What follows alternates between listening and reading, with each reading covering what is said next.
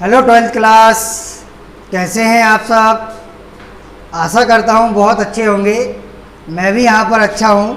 बहुत दिनों बाद आप सभी से यूट्यूब चैनल पर मुलाकात हो रही है, क्योंकि ऑनलाइन क्लासेस जूम ऐप पर चल रही हैं, जिस कारण हम लोग यूट्यूब पर नहीं दिखाई दे रहे हैं।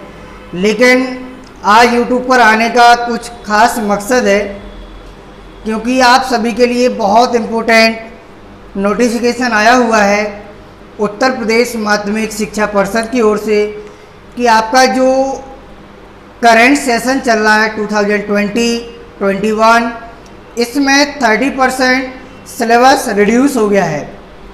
तो उस 30% सिलेबस रिड्यूस में कौन कौन से चैप्टर्स, क्या क्या टॉपिक रिड्यूस हुए हैं इंग्लिश में 12th क्लास में, उनके बारे में आज हम आपसे डिस्कस करने के लिए आए हैं।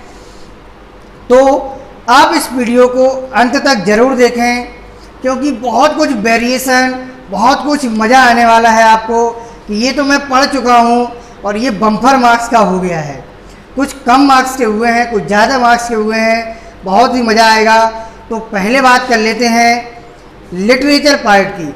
लिटरेचर पार्ट में 4 चीज़ें आती हैं: prose, poetry, short story and drama, या जिसको आप प्ले बोलते हैं, मर्चेंट ऑफ वेनिस। तो सबसे पहले प्रोज में आपका जो रिड्यूस हुआ है वो है चैप्टर नंबर 3। चैप्टर नंबर 3 था आपका the secret of health, success and power. The secret of SECRET, secret of health, success and power. एक तो ये चैप्टर आपका रिड्यूस हो गया है। दूसरी चीज़, एक आपका चैप्टर नंबर 5 है I am John's hurt. I am John's hurt, ये भी चैप्टर आपका रिड्यूस हो गया है। मतलब प्रोज में टोटल 7 चैप्टर थे, जिनमें से आपके पास अब बचे हैं 5 चैप्टर पढ़ने के लिए। इसी प्रकार पोएट्री की बात करते हैं तो पोएट्री में आपकी पोएम नंबर 4 थी from an elegy, from an elegy written in a country churchyard, written in a country churchyard, ये आपकी एक पोएम थी, ये भी आपकी रिड्यूस हो गई है, पोएम नंबर 4। इसके बाद पोएम नंबर 6 थी आपकी ला वैली डैम सेंस मर्सी, ला वैली डैम सेंस मर्सी, ये पोएम भी आपकी रिड्यूस की जा चुकी है। इसके बाद आपकी एक पोएम नंबर 9 थी, जिसमें भी रिड्यूस कर दिया गया, जिसका नाम है stopping by boats, stopping by boats on a snowy evening, on a snowy evening, ये पोएम भी आपकी रिड्यूस की जा चुकी है। मतलब टोटल आपकी थी 10 पोएम, जिसमें से आपको अब 7 पोएम ही रीड करनी है। अब बात आती है शॉर्ट स्टोरी की। शॉर्ट स्टोरी में भी आपका एक चैप्टर रिड्यूस कर दिया गया है, last chapter a special experience, a special experience, ये चैप्टर आपका रिड्यूस किया जा चुका है। अब इसमें टोटल थे 4 चैप्टर, जिसमें से अब आपको 3 चैप्टर ही रीड करने हैं। मर्चेंट ऑफ वेनिस पूरे का पूरा होल प्ले, पूरे का पूरा होल प्ले ही हटा दिया गया है। बताइए कितना आनंद आया। जिनने पढ़ लिया उनको थोड़ा सा पेन होगा, लेकिन बेटा पेन लेने की ज़रूरत नहीं है। जो चीज़ पढ़ ली है वो कहीं नुकसान नहीं करती है, वो फ़ायदा ही करती है। क्यों? ये जो रिड्यूस सिलेबस है सिर्फ और सिर्फ 2020-2021 के लिए है। अगर आपके छोटे भाई बहन आपसे पूछ लेते हैं तो आप उनको बता दोगे कि हमारा ये रिड्यूस हुआ था और ये मैंने तो पढ़ लिया था, ये तो बहुत अच्छी बात है। अब बात करते हैं कि इनमें जो रिडक्शन हुआ है उसमें कितने मार्क्स का क्या आएगा, तो देखते हैं।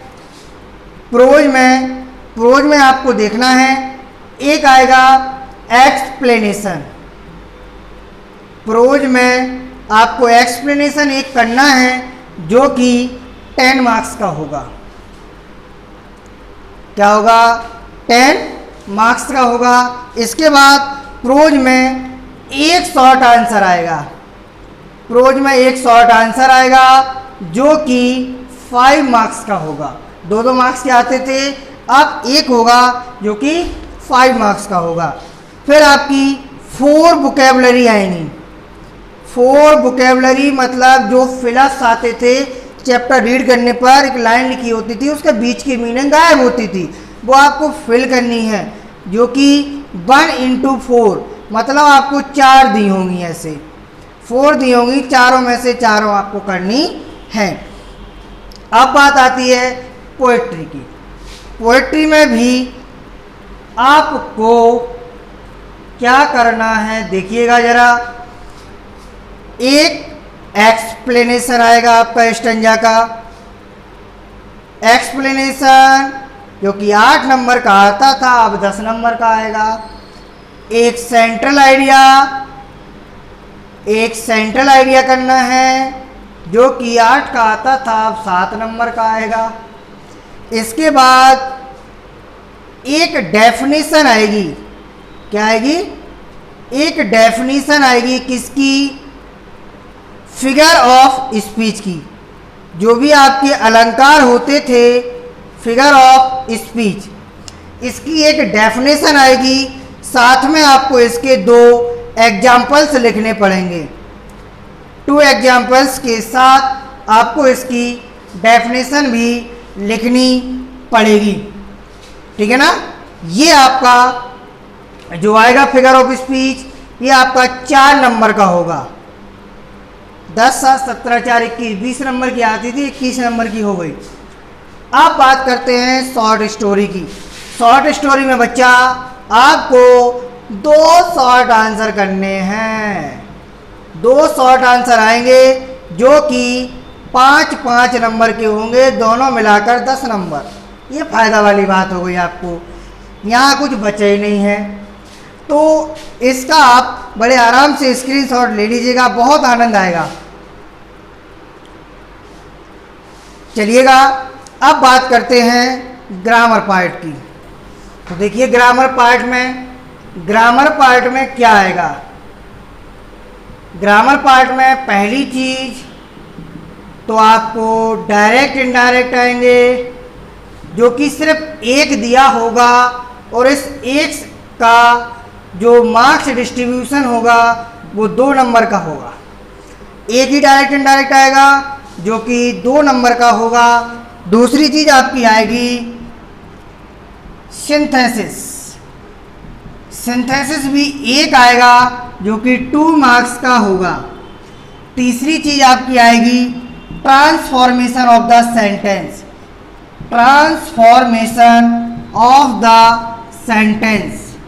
ट्रांसफॉर्मेशन आएगी जो कि 1 दिया होगा और 2 मार्क्स का आएगा। क्लियर? आपको इतनी चीज याद रखनी है। चौथी चीज आएगी आपकी सिंटैक्स में बेटा आपको 4 दिए होंगे, 4 सेंटेंस होंगे, 1, 2, 3, 4। 4 में से आपको कोई से भी 2 करने हैं, कोई से भी 2, एनी 2। तो ये कितने मार्क्स के हो गए? 2 मार्क्स के। 4 में से 2 करने। यहाँ पर आपके पास ऑप्शन है। अब यहाँ 2-2 आते थे, अब यहाँ पर 1-1 ही आएगा। इसके बाद आपकी आती है वोकैबुलरी। क्या आती है ग्रामर में? वोकैबुलरी में सबसे पहली चीज एंटोनिम्स, फिर सिनोनिम्स, फिर होमोफोन्स, फिर one word substitution, one word substitution. पांचवी आती है, पांचवी चीज जो आपकी होती है वो होती है idioms and phrases. Idioms and phrases. अब इनका मार्क्स डिस्ट्रीब्यूशन किस प्रकार से है, सिर्फ और सिर्फ आपके होमोफोन्स, सिर्फ और सिर्फ होमोफोन्स 2 नंबर के आएंगे, मतलब 2 आएंगे, बाकी के 3-3 नंबर के आने हैं। क्लियर? होमोफोन्स को छोड़कर बाकी की वोकेबलरी 3-3 नंबर की आएगी। अब आती है इसके बाद आपकी बड़े बड़े नंबर वाली बात, Hindi to English translation. Hindi to English translation जो कि आपकी 10 नंबर की आएगी। कितने नंबर की? 10 मार्क्स की। फिर इसके बाद आता है आपका ऐसे आएगा 12 मार्क्स का। लेटर 12th क्लास में नहीं आता है, 11th में आता है। क्लियर? इसके बाद आता है अनसीन पैसेज। अनसीन पैसेज आएगा आपका 6 नंबर का। एडिशन करके देखते हैं, 2 4 6 8 11 14 16 19 22 22 6 28 28 12 40 40 10 50। ग्रामर आपकी 50 नंबर की तैयार है।